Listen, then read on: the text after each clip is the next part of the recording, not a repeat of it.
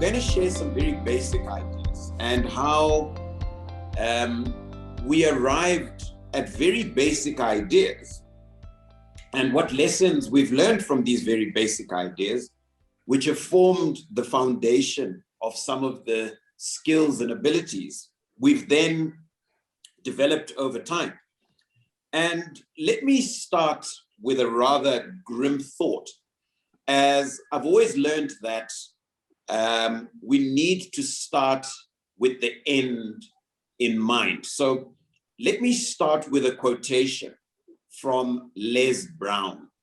And Les Brown puts it very succinctly, where he says, "The graveyard is the richest place on earth, because it is here that you'll find all the hopes and dreams that were never fulfilled, the books that were never written, the songs that were never sung, the inventions that were never shared, the cures that were never discovered, all because someone was too afraid to take that first step. Keep with the problem or determined to carry out their dream," right? And that really talks to this first step towards seeing our ideas through. So I'm just going to start with a story of when my personal entrepreneurial journey, as I remember it, started. And this really started at the age of around 10. And I was growing up in Zimbabwe. At that time, there was a shortage of matches. And I remember very succinctly, it was Lion matches, the brand Lion matches. And on the box, it was priced at 5 cents. And I remember asking the team at the till in his shop to ring it through. I'll take the big box through to the bus stop, because we had a rural bus stop about 300-400 meters away from the supermarket. And I remember selling each of these little boxes at 20 cents a box, right? And I remember how they would sell out so quickly because of a shortage of supply, right? And I remember pocketing my 15 cents per each of these little boxes, right? And taking back my father's money for his shop. I also remember, as I went through high school, we had the worst Sunday lunches that we could imagine at high school. And I knew I wasn't alone. I knew all my peers hated these Sunday lunches that we used to have. And I said to myself, I must do something to fix this for myself and to make sure that I don't have to bear with this terrible Sunday lunch. And I said to myself, how can I fix it? Fix it for others who are my peers in school, but also make some money out of it. All right, so what did I do? The same supermarket that my late father had, it was a Spar supermarket, was in the same town where I attended school. So I started by bringing in a few what they call braai packs on this part of the world, or barbecue packs in other parts of the world. And every Sunday morning, I started bringing in these braai packs, and I organized a braai with a few friends. The school had lots of braai stands around. There was lots of wood because the school was out in the bush. And I had a braai with a few close friends. And this was the best advertising I could have done, as the braai was swarmed by so many other students who similarly had the same problem and who similarly wanted the same meat, sausages, rolls, salads that we were having. And by the next Friday, I had over 100 orders for the braai packs and all the attendance supplies. And before long, I was selling a few hundred packs every week. So what did I learn from this very basic schoolboy experience? And the lesson for me was very simple. Take advantage of information asymmetry. Be the solution, right? Whatever you face, whatever frustration you face, right? many others face it. So be the solution to that problem, right? Secondly, take advantage of information asymmetry. If you know what others don't know, that is an opportunity for monetization. If you know the prices of coal is going up and you're able to access coal, there again is an opportunity for monetization. If you can access goods, which I was accessing at 10 years old, which were in short supply, which were matches, there again is an opportunity for monetization. So my lesson number one, as I started my journey, was that be the solution and take advantage of information in asymmetry. The second lesson that I learned as we went through this journey related to necessity and how you need to make sure that you take advantage of the challenges that are thrown your way. And what was the challenge thrown my way? I had moved over by this time to university. I was in the UK, and you know, at the same time, this is back in 1991, Zimbabwe had just entered the economic structural adjustment program. And therefore, the conditions in the market were very difficult. So I could see my father was now struggling with the whole essence of the fees and pocket money. And I said, I have to find a way out of this. And there was a network marketing opportunity that presented itself. I went there and they were offering £2 an hour and a very small commission for you to be in this network marketing. And what it was, we were selling frozen food from brochures. And of all things to sell, frozen food from brochures is not the easiest. So we went about it. I went on my first excursion, was a very successful one. We went on the second one, very successful.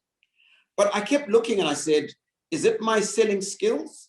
Or is it the fact that this is almost rural UK? There weren't any other Black people around at the time. And so I felt maybe they were just trying to get rid of me off their porch by giving me a sale. But with time, I saw the sales continue to repeat and the pitch became very well developed. So what did I do? We negotiated, instead of taking the basic pay and small commission, I asked the people who were running this venture to say, I'd rather just come in and sell on full commission. I'm sure they thought, this is a crazy kid from Africa. How would he want to work for free? But through that, I was able to then look for many other students during that summer who needed jobs, train them on the way in which I was selling, took them on at least 2 visits with myself, and then unleashed them into the market. By the end of that summer, I had raised net £25,000. And what was the lesson for me from there? The lesson was, right, you've got to make sure that you plan and you negotiate, right? Necessity is the master of all inventions. You've got to know that if you can perform, be bold enough to negotiate a high variable income deal rather than a fixed income deal. And the third lesson I learned from this was you got to franchise your skill, right? I made money from fellow students who needed a job, but because I had a very good commission deal, I was able to make sure that I made money not only from my skills, but from their skills. So that was my lesson number 2, which was plan and negotiate. My third lesson, and by this time I was back in Zimbabwe, right? And my first business upon returning to Zimbabwe was something that is far from elegant. And I remember, as always, family members saying, what is wrong with this child? He has gone across to the UK, he has gone across to Canada, he's been trained by some of the greatest professors out there, and he's come back to run a chicken business, something that you don't even need a primary education to do, right? But what did I do? We set up a chicken business, 7,000 chickens, which produced 1,000 chickens a week. And because the normal cycle of chickens was 6 to 7 weeks, we created a 7-cycle week so that we could get the chickens to market at 1,000 every week. And what we did was we started by trying to raise capital, right? At that time, I had no capital, but there was a hardware shop in the town where we had the chicken farm. And we presented our business plan, and he loved the business plan, and he gave us the chicks on 30-day from statement and the feed on 30-day from statement. And very quickly, we raised the chickens, and we made sure that by the first due payment, we'd sold our first 1,000 chickens and met our commitment in terms of the 30 days from statement. And growing up in my father's supermarket, we sold beef and pork, but customers would come, because it was in a township, and say, I've got $1. Can you give me $1's worth of beef or pork?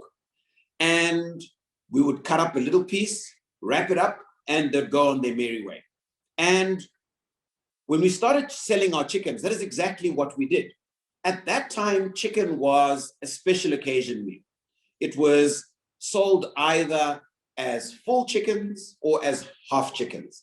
So what we then did is we cut up the chickens so that everybody could afford them. And we converted chicken from being a special occasion meal to an everyday meal. So all we did was introduced what we used to do with the beef and pork market into the chicken market, and before long, we couldn't produce enough chickens.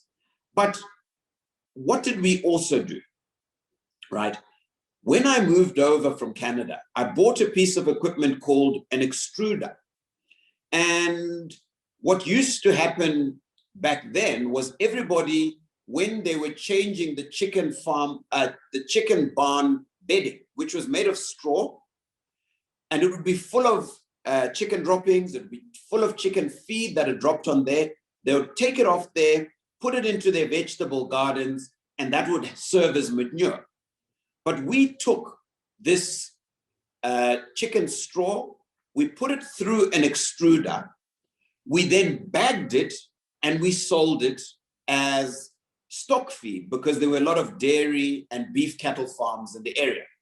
So what was lesson number 2 for me there? Number 3 for me there? It was stay committed to the course, right? Your word must be your bond, right? We're given 30 days from statement, did everything imaginable to ensure these terms were met, and this facilitated more credit. Number 2, borrow brilliance. We took what was done in the beef and pork market of small pack sizes, introduced it in the chicken market, and it created what we now call blue oceans. It was a new blue ocean, and we were now able to expand what the existing market was, which was of full and half chickens, into a broader market that now brought in those who couldn't afford the full and half chickens. And the third lesson from there was innovate. We basically took a very simple concept of beef and pork and moved it to chickens. But most importantly, we changed how chicken straw was used. It was used as waste that would go into gardens, but we then monetized it and converted it into stock feed, right? So we took what was used as manure and monetized it into stock feed and created a different income stream which none of the other chicken farmers had. Lesson 4, come 1998, we took, at that time, what was a very big office at a service station that we had managed to get a franchise from Shell. So it was a Shell branded service station with a huge office, which was about 150 square meters. And we decided we can't waste 150 square meters as office space. So we decided to convert it into retail space and created what was then Zimbabwe's first 24-hour retail shop, right? Having grown up in a retail family, we opened the retail stores at 7 a.m. and closed them at 7 p.m. So when I decided to open a 24-hour retail shop, I remember the question that again came through from the family. Has this young lad lost his marbles again? Who buys at night, right? But the idea came from two things. One, when I was in Canada as a student, I used to buy from the 7-Eleven. So when I ran out of any snacks, drinks, bread, milk, at any hour of the day, I knew I could always go to a 7-Eleven. And again, as a young single man, when I got back to Zimbabwe and I started running my late father's supermarket, which I grew up in, would lock it up at 7, I would get home and realize I don't have supplies. Drive back to the township, open the store, get some bread, get some milk, bring it back with me. And it was really something that I felt, this is a frustrating experience, but I can't be alone. And I knew I wasn't alone, right? And it wasn't long before we converted this 150 square meter office, then come shop, into a retail outlet that was turning over US dollars 100,000 per month and selling 60% of its produce between 7 p.m. and 7 a.m., which was the time when all the other retail shops were closed. So what was the lesson from there? Look at ideas with merit being implemented, whether abroad or in other countries across the continent, and not yet introduced in your own country or in your own environment, and test them for your market. And that creates in itself an idea that is ahead of its time and becomes an innovation in your market. 2, you're not alone in your frustrations. Again, your frustrations are a source of the greatest idea. If you're encountering a problem, chances are there's so many others encountering the same problem alongside with you. I had a problem of supplies, after hours, and there were many others. And the support we got just by opening at times where other people had these frustrations created significant turnover and profit for us. And the last thing is adapt your product line to suit your market. At that time in Zimbabwe, there were no liquor stores operating in service stations. So we got the first license to do that. Now it's been seen to be grossly irresponsible. But within a 100-kilometer radius, people knew they could come and buy liquor after hours if they ran out of their parties from our retail store, which we had created a service station. So again, adapt your product line to suit your market. My last lesson that I will share is one where I say, let's create value. Back in 2000, we saw what was an old liquidated tobacco processing plant. And, we thought, this presents an opportunity. Let's look at this and see what we can do to enter into this highly lucrative tobacco sector. It was the biggest and remains the biggest export earner for Zimbabwe. And we said, let's go and speak to the liquidator. And we approached him and said to him, can you give us an option for 2 months so that we, at the end of 2 months, if we don't come back to you with a firm offer, you can go ahead and sell to somebody else. He came back to us and says, look, guys, there's been no takers for a while. You can have 6 months. So what did we do? With my friend and partner who we're working alongside with, we went and approached a banking friend with a business plan, right? And this was in the days of gross foreign currency shortages in Zimbabwe. And just the mention of a foreign currency generating business was an immense attraction, right? And this again scales over into other products. In many markets across our continent, there's shortages of foreign currency. And it's about identifying those products which have a foreign currency appeal and therefore would attract capital. So the liquidator wanted what then was Zimbabwean dollars 16 million, which was equivalent to about US 300,000 at that time for the land, buildings, and equipment. And so we presented a business model to these bankers and friends where we valued our future cash flows at 780 million Zimbabwean dollars or 14 million US dollars. And, we went along, we mowed the grass, which was taller than myself. We cleaned up the factory, which was full of human feces and all other terrible things you could imagine. And after 2 weeks of this cleanup exercise, we suddenly had a shining factory. And coupled with this shining factory and a really robust financial model, we were able to sell a 10% stake of this business for 78 million Zimbabwean dollars, which was the equivalent of 1.4 million US dollars, right?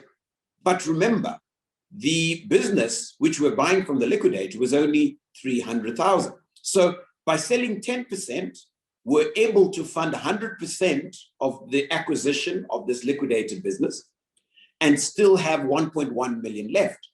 I mean, my friend and partner bought himself an X5. I bought my wife an ML, 225,000 for the 2 cars, put the rest of the money in the business. And we had promised that by the first year, through buying farm stem. So at that time, tobacco stems were put on lawns because they were great for killing bugs in your lawn and rejuvenating your lawn. But we took these tobacco stems, processed them through this tobacco processing factory that we had acquired, and within a year, where we had forecast the first year of $500,000 of sales, we achieved $1 million of sales. And by the second year, we'd achieved $2.5 million US dollars of sales. And this was with a GP of 65%. So we overshot all our targets and had very, very happy shareholders. So what were the lessons from there? One, value is what you create, right? Something can be worth $1 to somebody, but $10 to another. And I'll just use a very basic example. Somebody rushing into an interview for a job, just as they approach the entrance of the company they're going for the job interview, somebody is running past them holding a bowl, a bucket, or a punnet of soup, bumps into them, and the soup pours all over their white shirt. They've got 10 minutes before the interview. They don't have time to go to any other shop to go and buy this. a $20 white shirt, somebody offers them that $20 white shirt for $100, they would very quickly pay that $100 to make sure they go to their interview with a clean shirt. And that's the same with value. A $20 shirt can fetch $100 because of the circumstance and because of the time and because of how it has been packaged. So it's about how you package your asset, which is going to be the next discussion in our next discussion that we're going to hold. It helps you maximize and realize the greatest value.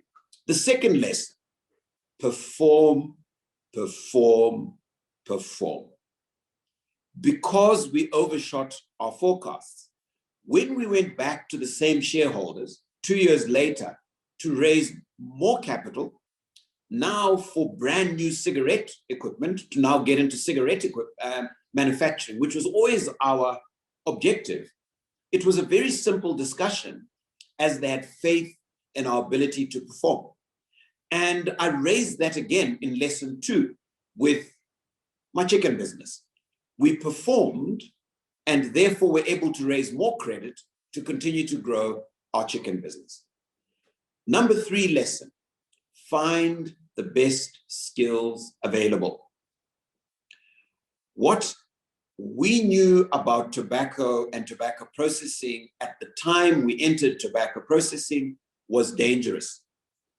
But we employed one of the most skilled tobacco people in the country with an offer of equity upon achieving certain milestones. And because those milestones meant so much for them, they delivered for themselves, but in delivering for themselves, they delivered for us. So there again, it was the issue of best skills to help you create that value. So Vincent, coming back to you, in terms of just 5 examples of my personal experiences, and there are plenty more, I just thought to share some of these as a small synopsis of the ideas that created wealth and value for us. And there are many others, but we just need to get started. None of these ideas that I've shared with you were earth-shattering, right? But we packaged them well, which is our next discussion, took the first step and worked hard to execute them. So an idea is just an idea until you make it happen, which takes us back to what was the Les Brown quote I quoted at first, right? There are many people who died with their great ideas, and we mustn't be those. So those ideas we have are not worth anything to us until we make them happen. So my very last slide is really to encapsulate exactly this. And let me just go to the last slide now, which is just to say and share with all of you.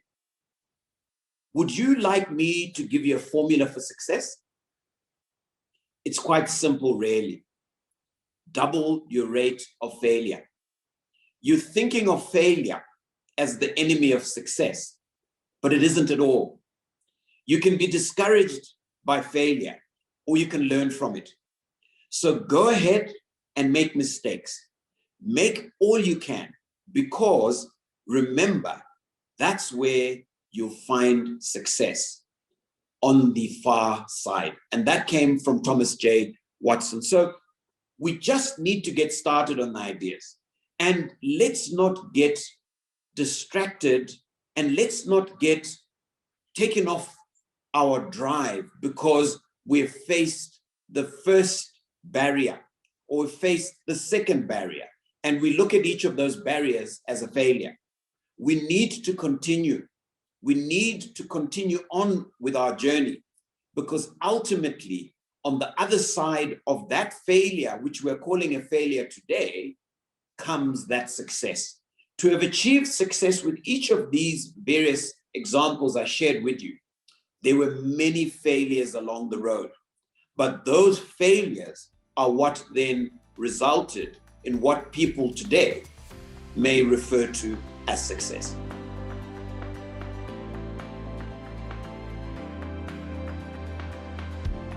I think for me, what I've found is complementarity, right? Often we think it sounds counterintuitive because often we want to look for like-minded individuals. But there's no need for two Adams because one becomes obsolete, right? What you need is people with a different mindset from you, who are able to question everything and look at things differently from you, so that now you have a Kumbirai and an Adam, and together they form the synergy that allows you to then implement and achieve your objectives together. So the idea is to complement each other's skills, right? If you're strong financially, then try and find somebody who's strong from a marketing perspective. If you're strong operationally, try and find somebody who's very good from a strategic perspective, so that you're able to complement each other's skills and achieve the synergy that comes from that complementarity. I think that's how I would sum up the choice of a partner.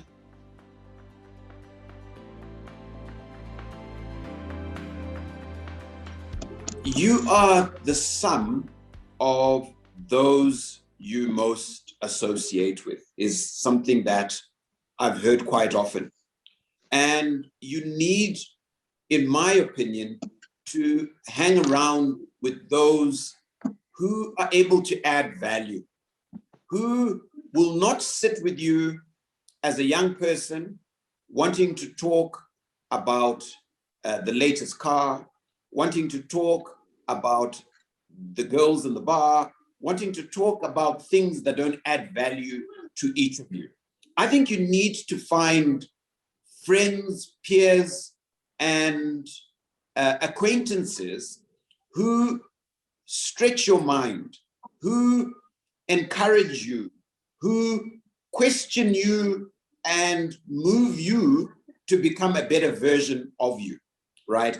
And for me, that's what I've always striven to do, to say, let me spend time with guys where we sit and we discuss ideas, where we sit and we discuss emerging trends, where we sit and we discuss solutions to many of the challenges being faced around us, right?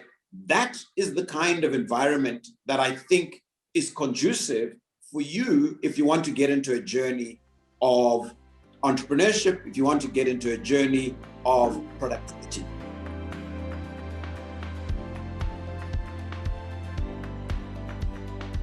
You need to start by looking around you. Peers, people you have gone to school with. You hear certain adages like your network, influences your net worth, right? And your network starts with those you went to school with. People you went to primary school, people you went to high school with, people you met along your journey in the workplace, people who are your customers, your suppliers, right? All these pools in there, you will identify so many people who have started to really ply their trade and shown their strength in the various arenas that you're needing. And that's where the discussions start. But I've always said, and I'll always start by saying, you need to also be careful, because it's not only about complementarity, but I always say, I only do business with people I like, right? You also have to have that chemistry and that relationship with the person. Otherwise, it becomes work, right? And the journey should never be work. It should be an exciting journey together where you're discovering together and you look forward to spending more time together in your journey of discovery and growing whatever initiative you're growing. So the pool really is your current network. And with each of those networks that you have, You'll be amazed. They have their own network, and you start sharing these networks and discovering other relationships, other people who are, if you looked today and you looked in your Rolodex at the people you went to school with, and you started just thinking back to people who were in your classes, people you enjoyed spending time with, you played sport with, you'd be amazed how many of those are complementary to what you're trying to do, or already doing what you're trying to do.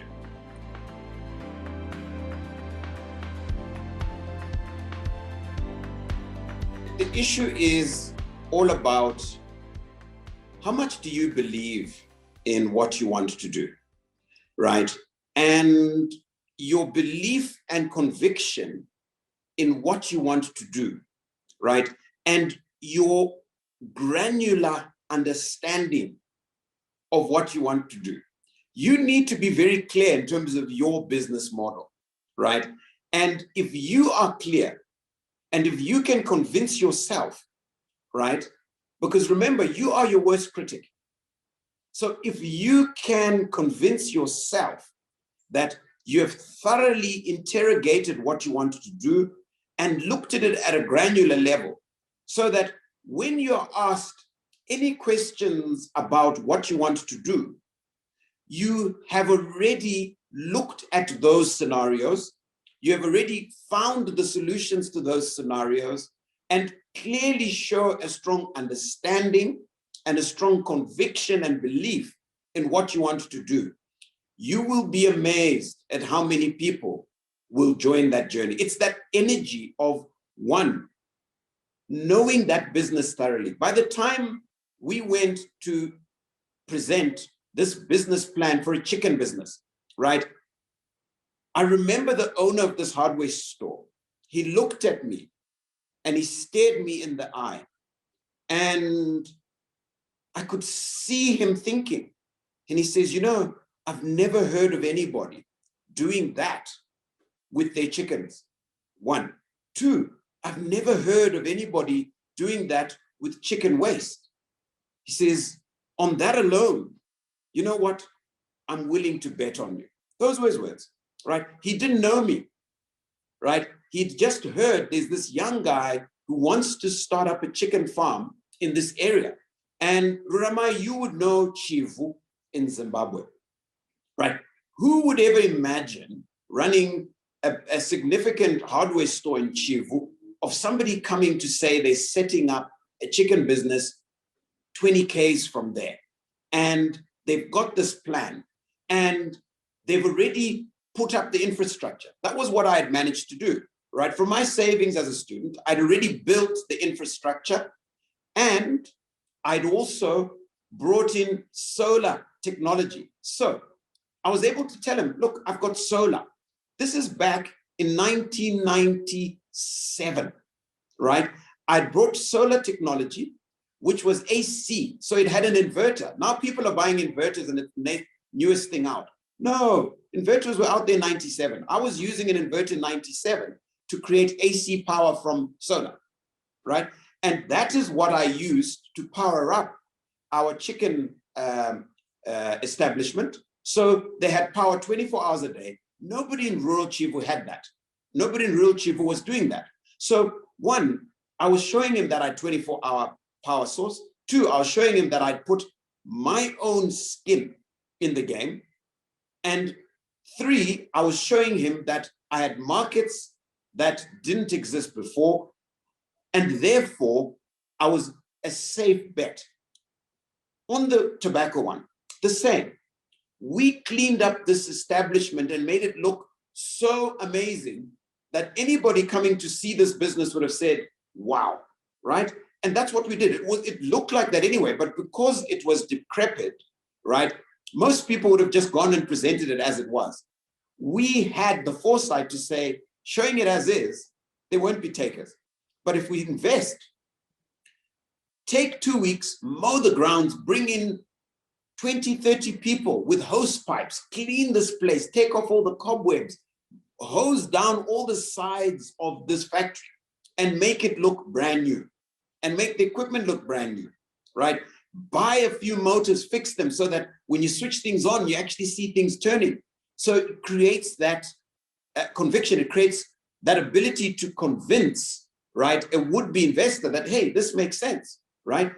And that's what we did. And then we didn't have numbers that were thumbside. As I said, we had forecast $500,000 of turnover in the first year, and we did $1 million. So these numbers were thoroughly researched. We knew where tobacco stems were going to come from. We knew how much was going to come from Mashonaland East, Mashonaland West, Manicaland, and all the areas that grow tobacco in Zimbabwe. We knew which farmers were going to get it from because we'd already talked to them. And this was all tabulated in a document. So we were saying from farmer X, we're going to get so many tons. And the tonnage that we promised, we got more because we even then said we're going to look for some more from the tobacco auction floors and see if anybody was there and was selling it. And we went, we offered a price, we put our posters there, and we got the volume. And we fixed the equipment, we produced, and we operated 24 hours a day. We didn't sleep, we worked like madmen. And by doing that, we created the confidence that allowed these people to come for a second bite of the cherry. Remember, if we hadn't performed, and if we hadn't done what we promised and more, nobody would have come back. So it wasn't that they were ready for us. We made them ready for us by presenting a very solid plan that was supported by empirical data. They could have spoken to the farmers, and the farmers would have told them, yes, these guys have already talked to us, and we've committed 30 tons of stems to them. So everything had been thoroughly researched to make numbers. What I see nowadays, people create cash flows, people create P&Ls, but they haven't done the hard work to justify each dollar of revenue that they're talking about. They haven't gone to the market to actually speak to the people to say, guys, if I bring you this, would you buy 10 units of this? And they say yes. And you're able to list them. And I, as a potential investor, I'm able to look at your list, phone 5 of those 100 people, get independent verification that yes, you've spoken to them, and yes, they've committed that if you bring this product, they'll buy it. That creates the confidence. That creates the believability. And that allows us to put a dollar behind you because we know that our dollar is safe and will deliver the results.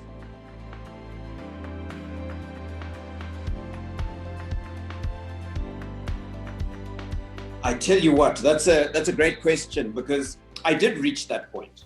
You know, when I came back from Canada, I didn't start one business, right? I started the chicken business. I started a stationery and book selling and copy bureau business. And I copied the concept from mailboxes, etc. Again, it wasn't me thinking of anything innovative.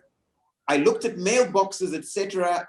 in Canada and the US, and I said, I'm going to set up something like this when I go home. It doesn't need much capital.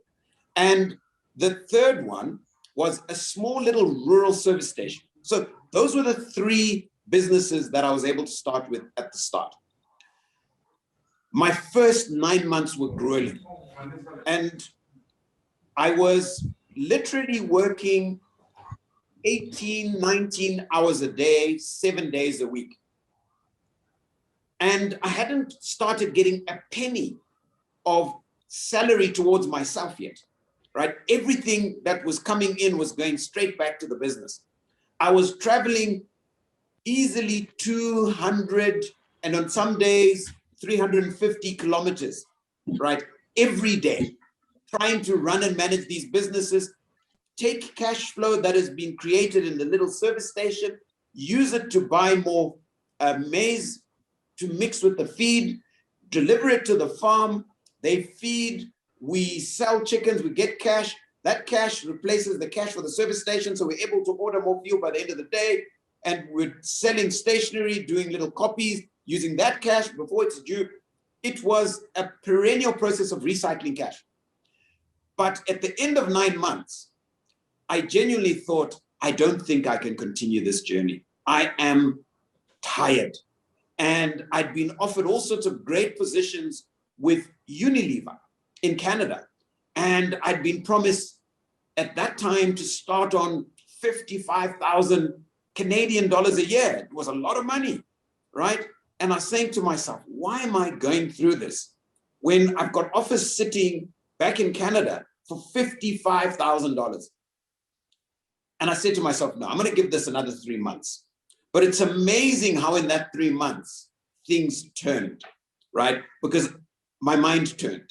My mind said, I'm going to give it the best I can for the next 3 months. And if I genuinely can't convert, then I have to go back to plan B, right?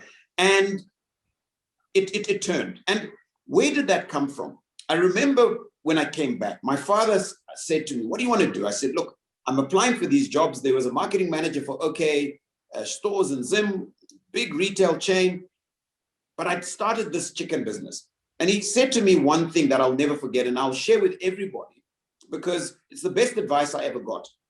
He says, what do you really want to do? You're saying to me, you want to run your business and you want to get this job, right?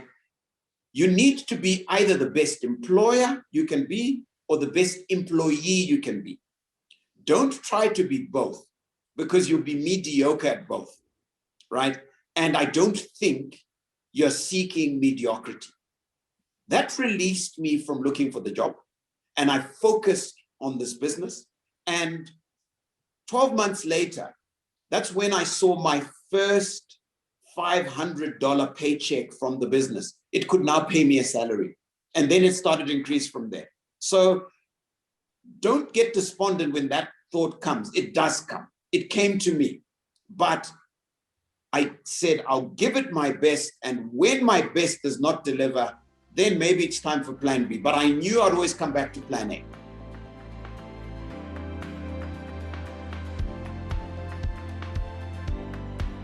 We are creating so many great graduates, but those graduates are being created for the business model of Cecil John Rhodes, which was to create people who are able to then work in their business, right? Our business schools now need to create a new graduate, a graduate that comes in and is not looking for a job, but is looking to create one. We need to now socialize the whole idea of entrepreneurship. We need out of business graduates to be creating more entrepreneurs than managers, right? And I think it really speaks to our curriculum, right? We really need to get to start creating a mindset of how do we train our young people to start looking at all the adversity we face on the continent. What are all the challenges? And starting to train their minds to saying, so this challenge, what is the solution to it? And how do we monetize that solution, right? That is all entrepreneurship is. And it's a mindset. And once we start training our young people in that way, and we start migrating the thinking in that vein, we will start to actually get value from this phenomenal talent that we are creating on the continent. But we're creating talent for the past, not talent for the future. Talent for the future has to be challenge, solution, opportunity, monetization mindset. I don't know if I've answered your question fully, but that's really where it is for me. It's about how do we change the mindset? Only by changing the curricula, then giving all these students an opportunity to create a business, right? To present and to pitch their businesses and to then be able to get small capital as part of their development phase in university where they have really good ideas to start implementing and executing those ideas. And the more we implement and execute, the more believability we create in ourselves. Because remember, it ultimately becomes confidence. And confidence begets confidence. And over time, it starts to become easier and feel easier because you're more confident, you know, doing what you're doing and having practiced and exercised that muscle more.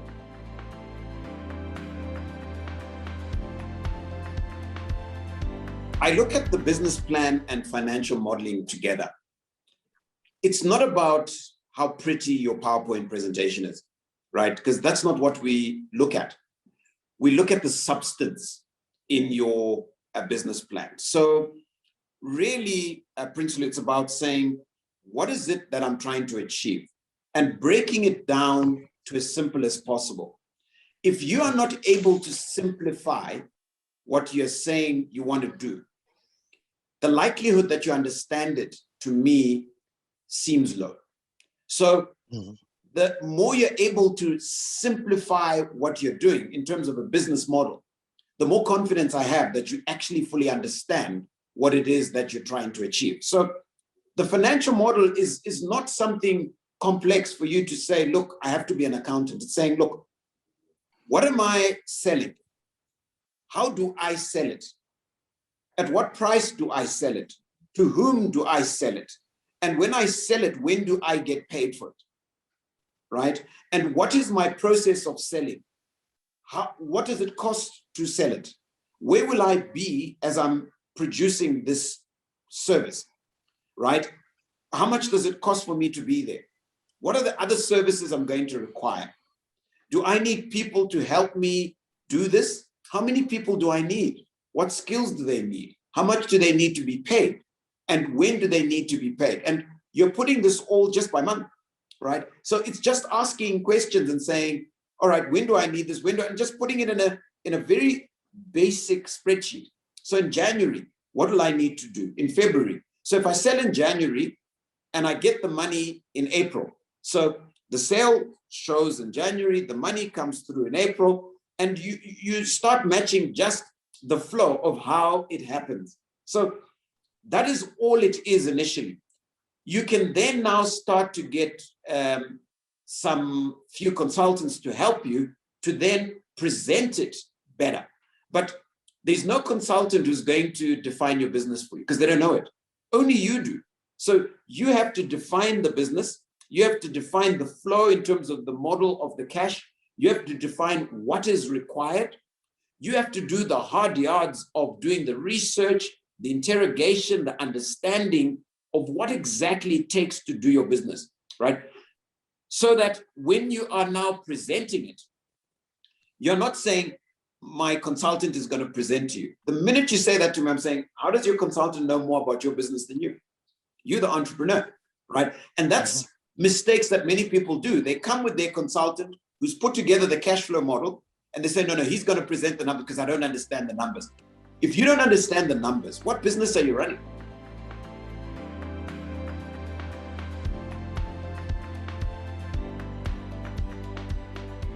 I get really concerned when I hear such adages of no money, no business. I had no money, guys. I look at my business history, right? I had no money, right? But we were able to use other people's money to make the money, right? The only money that I ever had for myself as capital, right, was $50,000, which I raised as a student and saved, right? Running a consultancy in Canada. So that is the only capital that I say I started with. Everything else has been developed from other people's capital. And you'll be amazed here.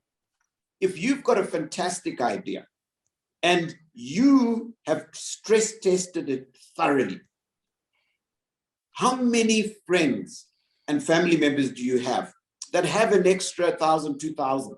But don't go there with a harebrained idea, guys, because you're not going to recover from 1,000, 2,000 that you got from a family member and you never paid back, right? You'll never be invited to the dinner parties. You'll never be invited to any family wedding, right? So you need, when you're going that route, to know that you know. I borrowed some money from family members. I had some family members who were saying, look, I'm wanting to put this money. I've got my pension that I've just received, and they're giving me 5%. I said, look, okay, fine. 3 years, 10%, right? I had a lot of those. Friends, guys, this is what I would like to do. This is the upside for you. You come in at 10 grand, right? 5 years, you can exit at this level. Those are all the kind of different structures you do to raise money. But for anyone to tell me that they created a significant business from their own money, unless they had that significant money bequeathed to them, then it's possible. But generally, as entrepreneurs, we monetize our ideas. We have an idea, and that's what makes the money. It's not the other way around. It's not money that makes money. It's ideas that make money. Today, if I tell you, Zaire, we struggle to find great projects, right? We get so many ideas and so many plans and so many proposals, but to find the great ones, it's very difficult, right? The ones where people have thoroughly interrogated, looked at it, worked on it, and you say, this is bankable, this, you put $1, you can see the $1.20, the $1.50, the $5. It's very few of those. So there's a lot of capital out there, but the capital is struggling to find homes, because the homes must be really great idea. That 1%, unless it's that 1% of ideas, generally it's not going to really attract the capital that you want.